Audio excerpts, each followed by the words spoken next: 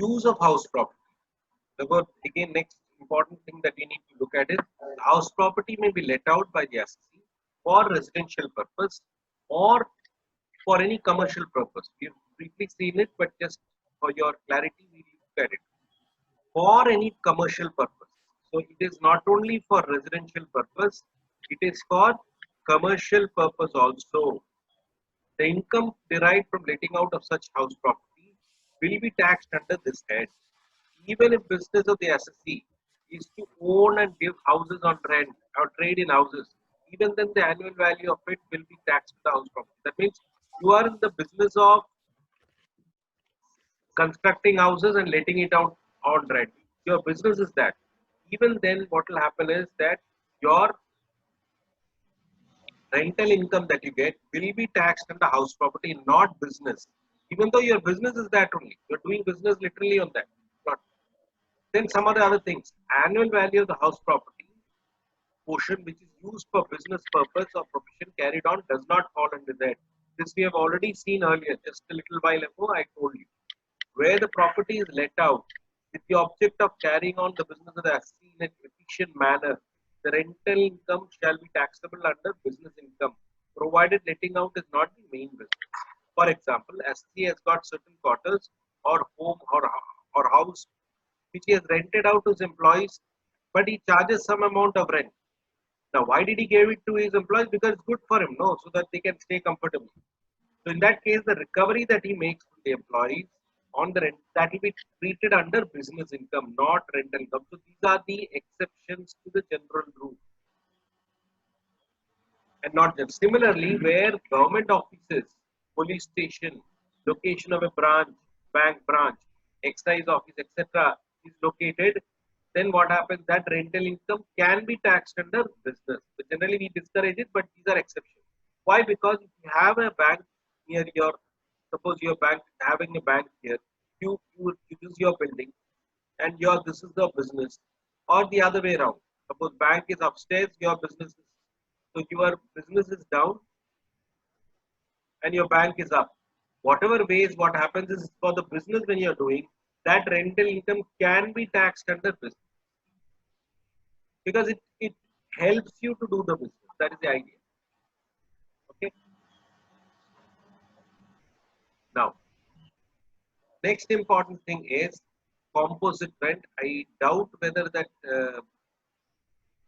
chart is there. I'll give it to you separately, but it is very simple. What it means is like this. Let me explain it so that when you understand, you will be able to do it. Suppose this is the building. Okay. In that there is a machinery. So when you are letting it out, there are two components. One is the building rent, another is the machinery rent. Two rents. One is building rent, another is machine. Suppose this is 1 lakh and this is 20,000. Just for example, total you are charging 1 lakh. So what it says is that when you write the rental agreement with the party to whom you are let out, you should in the rental agreement separate it out like this. Say that for the building so much, for the machine so much.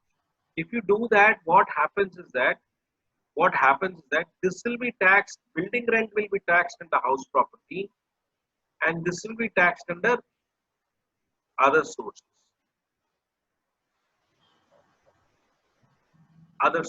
Now, if you don't do it, what happens?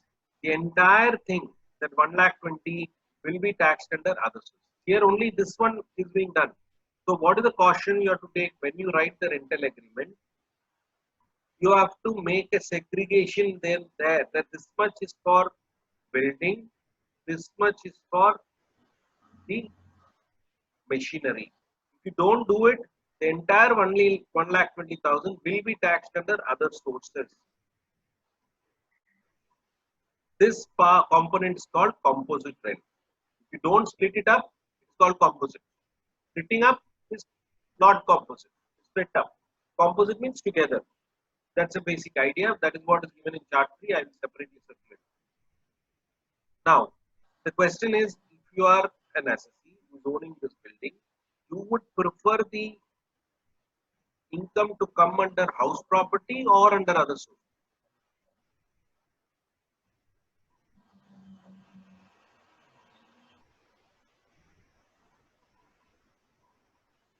I can understand that Maria may be still knowing something. Venus and Aparna may not have a clue, but just yes, something just like that. Which one do you prefer? House property or other sources? Venus,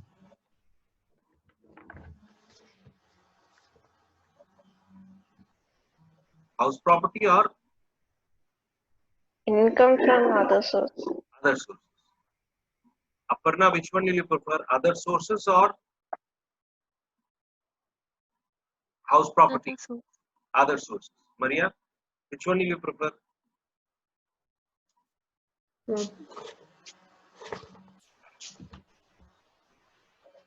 Only two are there. One of the two you have to do. Like you put up the figure, one of them you take. That's it.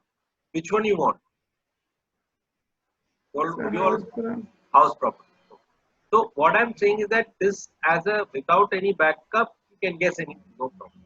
Here you need to understand when you look at the provision that in house property, we're going to see soon. In house property, whatever is income, 30% you can claim as deduction, as standard deduction, like standard deduction. Therefore, your income comes down to that extent. Whereas in other sources, there is no such deduction.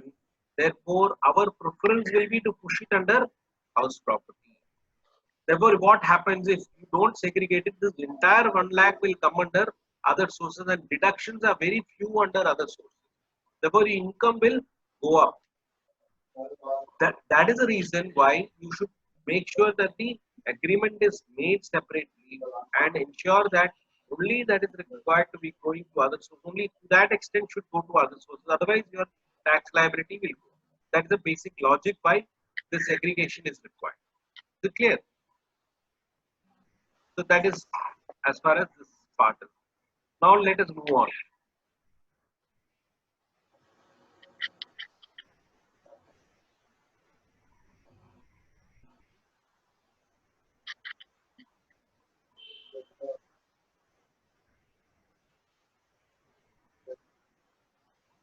Next, some cases where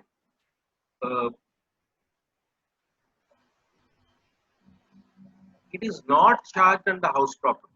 Some other cases are not charged under house property. Farmhouse, it is exempt. Income from building owned or occupied by an agriculturist of such or receiver of rent of such land, provided the building is in immediate vicinity of the agricultural land used as a building house or a storehouse, etc. Now, this is all coming under section 10.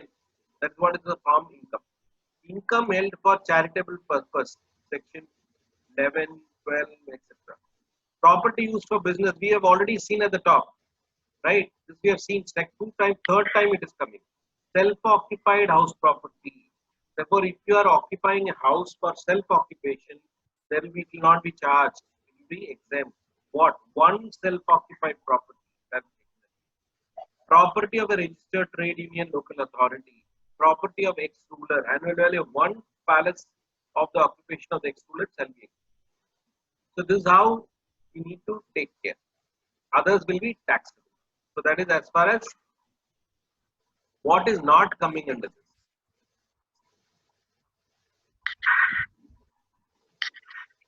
Now, next important concern. Like the 3-4 things are there. If you know that in house property is very. Now we have to look at the value, how to calculate the value. Right? So calculation of now we are coming to value. If you want to do the calculation, it is like this. In simple way, I'll tell you. First, you have to calculate gross annual value, GAV, less municipal tax, Get net annual value. This is only on actual payment you will get. Actual net annual value. This is called NAV. From NAV, you reduce less deductions. Deductions are very simple. First one is standard deduction, which is 30% of NAV. This NAV. And interest on loan taken. These are the two things that is there you need to know. That's it. Then there is one small part which is arrears of rent. Unlike your house salary, is very limited.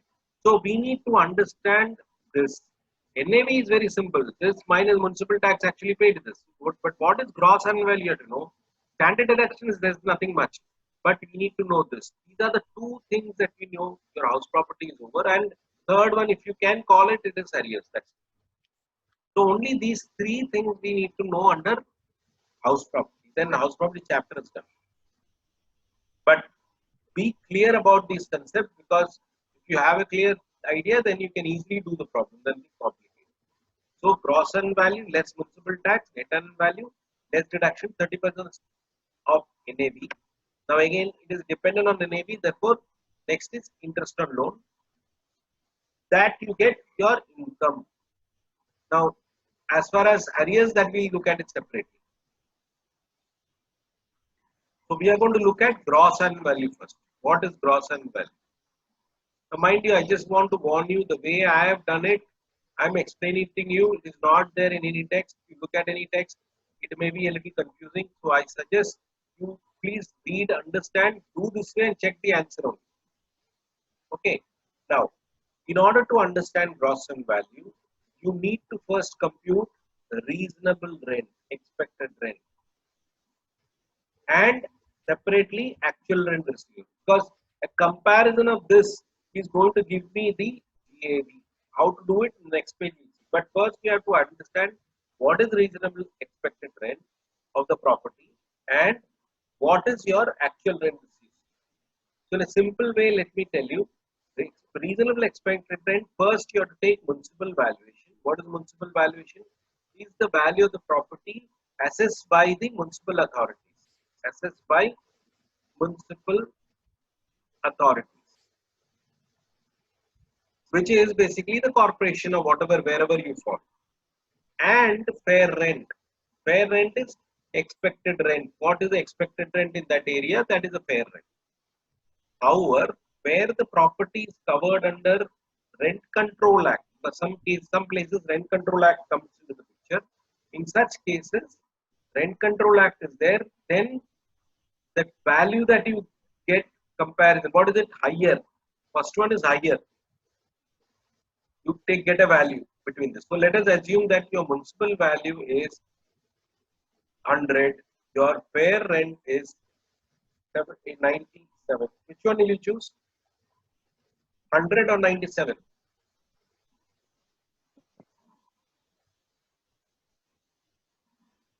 100 or 97? Don't sleep off. Morning time. Which 100. one? 100. Now, because higher of the two, 100 and 97, right? Higher. Now you have chosen 100. Now that 100 has to be compared with standard rent. Now in that area, if standard rent is not there, you ignore that part. If standard rent is, suppose standard rent is 98, then amount computed cannot exceed standard. Therefore, even though you have chosen 100 as the first step, the second step it is limited to 98. Now suppose your reasonable your rent control as per standard rent is 101, then you have to choose 100. Continue to choose 100. Therefore, I will again explain.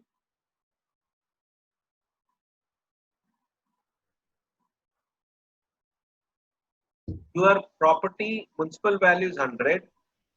Fair rent is 97. Whichever is higher, this one you choose. Now then next step, you see whether standard rent is there. If standard rent is there, if Rent Control Act is there, and it is 98, then between these two you choose whichever is, it is restricted up to this. Therefore 98.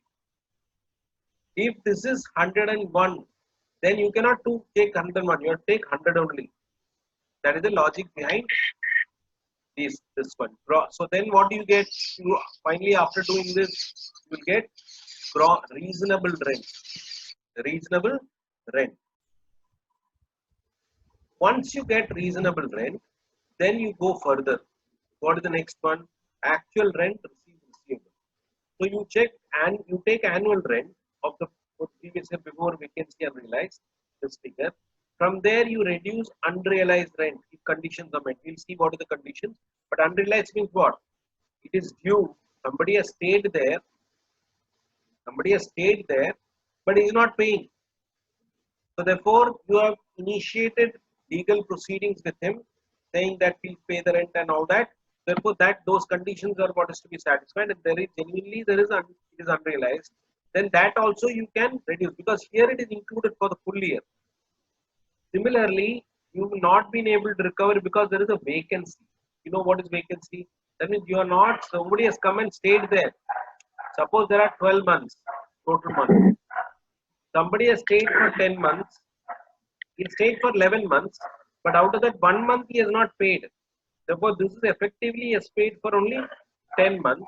1 month he has not paid. 1 month it is vacant. After he left, after pushing him, he left. The 1 month nobody occupied. That is a vacancy. Because you should not be charged for that, something that you have not. So if you reduce it, you will get actual rent receivable. Is it clear? Please understand that suppose this is total 12 months, 1 month is unrealized, 1 month is vacancy, you will be charged only for 10 months. This is a month. What are the rent relating to that? Now,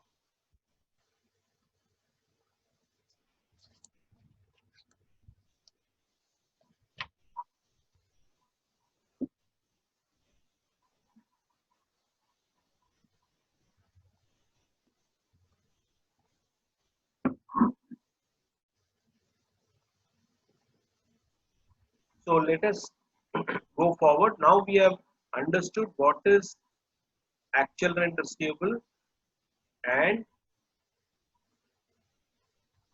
what is reasonable rent. Now what to do with these two? I have found out, sir, so what do we do? Now let us look at the next part.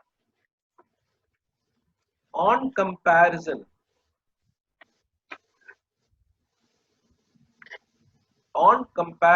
of these two, you got two figures. On comparison, what happens? Suppose your actual rent receivable is more than reasonable rent. Don't even worry, your actual rent received will be your GAV. If actual is more than reasonable, immediately GAV will be actual rent receivable. There's no dispute about it. But if reasonable rent is more than actual rent receivable, reasonable rent is more than actual rent receivable, then these situations happen. You have to further study and understand why. What are the reasons? If actual rent receivable is lower only because of vacancy, only, is it your fault because it's vacant?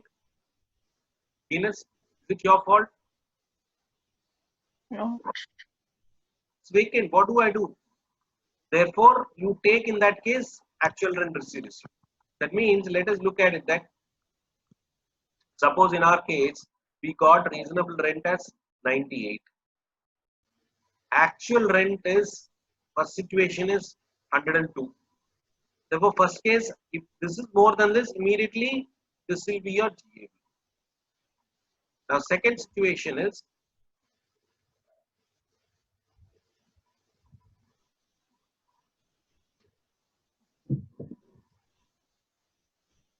your reasonable rent. And second situation is your reasonable rent is 95. Reasonable rent is 98. Actual rent is. Now you probe further why it is so. Then you see that it is lower because there is a vacancy of 6. For some months is not paid and not paid. It is vacant. It is vacant. Therefore, Had it been taken, had it not been vacant, it would have been more. Therefore, the only reason why this is lower than 19, that is actual rent is lower than 98, is because of vacancy. Then in that case, you don't have to suffer and take 98. You can take this only as your GAV. Therefore, here I am giving an example. RR 98, actual 95 only, and due to vacancy only. Second situation is RR 98, actual is 94. That means it is not only because of vacancy, it is for other factors also. Therefore, in that case, if actual rent received is lower, partly due to vacancy and partly due to other factors like letting out a property, then what they're saying, take reasonable rent. So if you saw how much is the, so therefore they're saying 98, take reasonable rent, minus 6. What is the vacancy here? He said 6 is the vacancy. 6, that only will be reduced, and the balance 92 will be your GAV. This is an example, hypothetical example I'm just taking. Therefore, that is how you have to reduce only to the extent, but you have to take what? Reasonable rent. Here what happened? You take the actual rent itself, that is 95. Here you are taking it. Now next, the last one, it is RR 98. Actual is 95. Now this reduction is not because of vacancy, other than vacancy sub-factor. For example, it has been let out at a lower rate. There is unrealized rent, whatever can be there, but not because of vacancy. In that case, the Act says that there is no benefit to you. Pay at reasonable rent. That is at 98 will be your GAV. So, just to summarize again, when actual rent is more than reasonable rent, blindly shut it and take actual rent as your GAV. But if a reasonable rent is more than actual rent, then you have to probe further why actual rent is lower. Is it only because of vacancy? Then don't worry, still take actual rent only because it is not your fault. But if actual rent is receivable is lower, partly because of vacancy and partly because of other factors, for example, letting out of property at lower rent, unrealized, etc., you are not going to get any benefit. What you will do, you take reasonable rent. I am not going to accept reasonable rent you have to take because it's more. But whatever is a vacancy amount, that you can reduce it from there so that this amount will only be your GAV. Next, if the actual rent receivable is lower because of factors other than vacancy, totally other than vacancy, nothing to do with vacancy, other factors like letting it out or like, then there is no benefit to you. Take reasonable. Similarly, in any other situation other than the above, gross annual value will be reasonable rent. So I am not going to give you any benefit. You have to take it. Is it clear? So what I am going to do is briefly tell you about the next one also. Then we will talk about, I'll tell you to do the problem. Then we will again join back. Just give me 2 minutes. The other part also I will just take little bit, but not that. So we cover that theory part as much as possible in my recording. So that's done.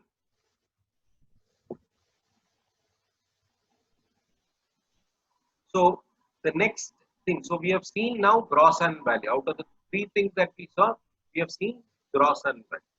Now we are going to go further. What is the deduction?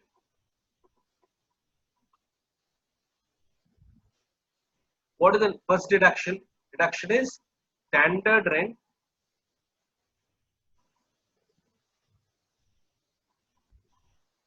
standard deduction. So net, when you calculate NAV, just now you calculated. Now NAV you have to calculate, as I said, GAV less municipal taxes actually paid is your NAV. Now on that NAV, 30% will be your net annual value. This deduction is like standard deduction which will be allowed from like gross salary you get 50,000, right? So that like that is being deducted. Is it clear? So what you need to do is let us discuss the problem now. I have sent the problem. I don't know whether you have downloaded it. Otherwise, you download it now from the Google Classroom. You need to download or see it from the Google Classroom.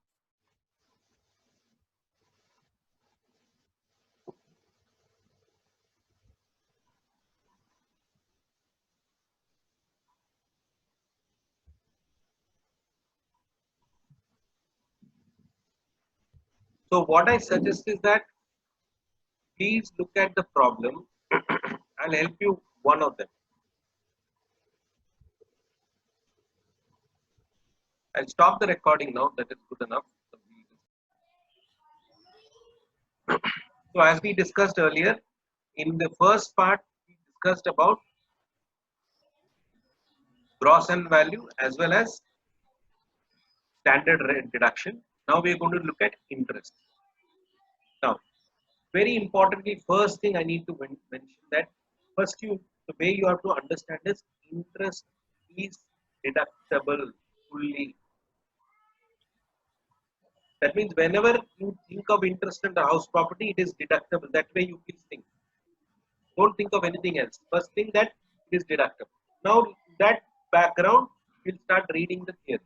Where a property is acquired, constructed, repaired, renewed, or reconstructed with borrowed capital. That means you have taken the loan for any of these requirements. That means borrowed capital is loan taken. The total interest of such borrowed capital is allowed as deduction. And that's exactly what I told you. For any purpose like this, if money has been taken for the property, then what happens is that that loan, interest on that loan is deductible fully. It is allowable on payable basis. Again, keep in mind, this confusion will come in any problem. It is payable on payable basis. That means you don't have to pay it. Be available on payable basis. Even money is borrowed earlier and acquisition or completion of property takes place subsequently, interest becomes payable, although there may be no rental income. Therefore, situation may come when you have constructed, you have started getting rental income, and loan that you are repaying, that will get deduction. Because there is an income, there is a deduction. But what happens if I would have taken the loan and started construction, right? During the period of construction, there is no rental income. So where do I deduct it? For that only, they are saying that if that situation happens, in such cases, interest payable for the period prior to the previous year in which the property is acquired. Very clearly, I'm again be clear about these language. Suppose you have taken the loan in July 2018 and you started construction. This is March 2020. You completed the construction in July 2020, right? What they are saying is, from the year in which you have constructed, you completed construction, that full year interest up to March 2000, from April to March 2021, entire thing will be current interest, current year interest. Entire thing can be claimed as current year interest. What is interest up to this period? Be careful, please listen carefully. Up to this period, from the time this period, you could not claim then because you don't have any rental income during this period. Only in the month of July you started. Therefore, take the entire interest, calculate the entire interest for this period as a full block. Calculate it. Suppose it's coming to 28,000 something, 888. The number of days you have to calculate. So when you start getting income in this year, you will have current year interest anyway. That you have to take from April itself. You have to take full year, even though the completion has happened then. Therefore, you will take current year interest exact amount. Say it is coming to 8,000. Plus, also you can take construction, pre-construction interest. Pre-construction interest. How much you got? Can you take 28,888? No, you cannot take the entire amount. You can take only 2888 divided by 5. Divided by 5. Only that factor you can take here in the first year. Therefore, you'll get, suppose it's coming to 5,500, say just example. Therefore, you can take interest for that year fully deductible is 13,500. Now, what happens, sir, for the balance? That way you can claim in next 5 years after this. This is year 1, then year 2, year 3, like that it will go. So again, I'm reading it now. If in such cases, interest paid payable for the period prior to the previous year, which is the previous, this is the previous year, in which the property is acquired, constructed,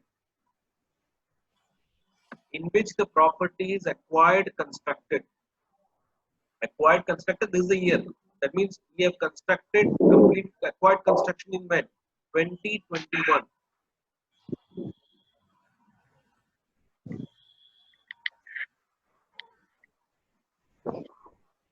Will be clubbed. That means up to this 2021 is the year in which you complete. Year before that is from year to the beginning. Should be clubbed, will be aggregated or clubbed and allowed in 5 successive financial years. So this is the financial year next. That is from year 2021 onwards, 1 year, 2 years, 3 years, 4 years, like that. From starting from the year when the acquisition was completed, interest will be aggregated from the date of borrowing till the date of previous year prior to the previous year in which construction is completed, not till the date of completion. This is the only thing that you need to remember very carefully. If you understand this, then it is simple. Again and again, this is something which students always make confused, but it's very simple. First thing is interest deductible. So any interest for the year in which it is completed from then on fully is called current year interest, which is what I showed you as 8,000 years. And any interest, so let us look at it like this. Again,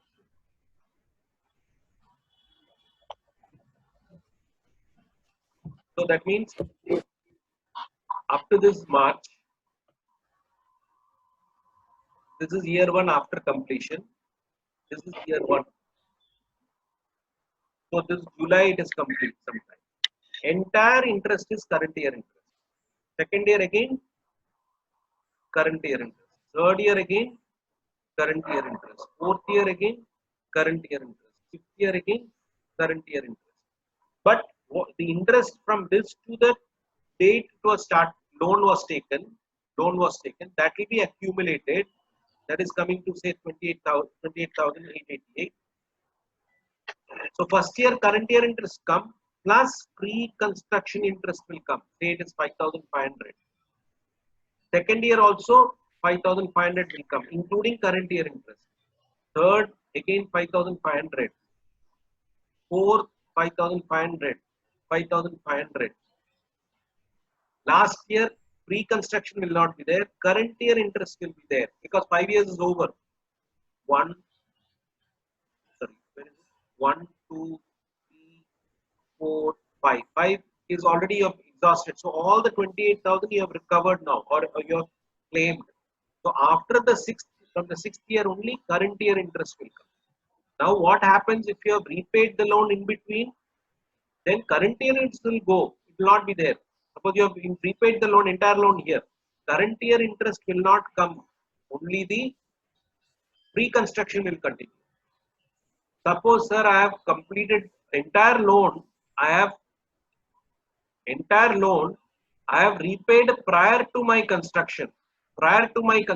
Here itself I have repaid the entire loan. Then there will be no current year interest at all because the loan is already repaid. Only your accumulated pre-construction interest only will be up to this period. And that will be taken and still you will get pre-construction interest. Still you will get pre-construction interest.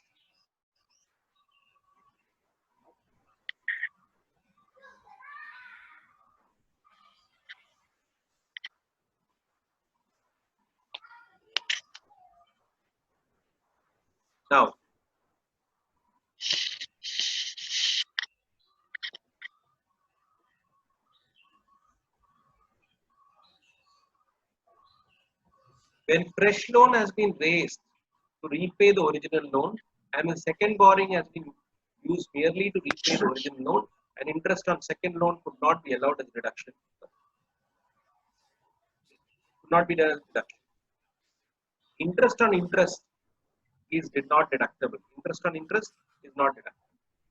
Now, deduction in respect of self-occupied. So first he said everything is available. But for self-occupied property, where you are self-occupying, there is no income because the annual value of a self-occupied property is nil. The SC will not be entitled to statutory deduction of 30% as annual value is itself nil.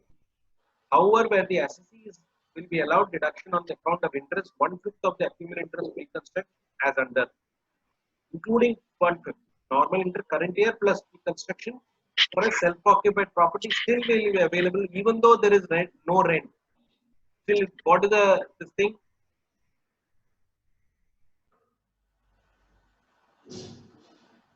Where the property has been acquired, constructed, repaired, renewed prior to this thing, up to 30,000 will be available.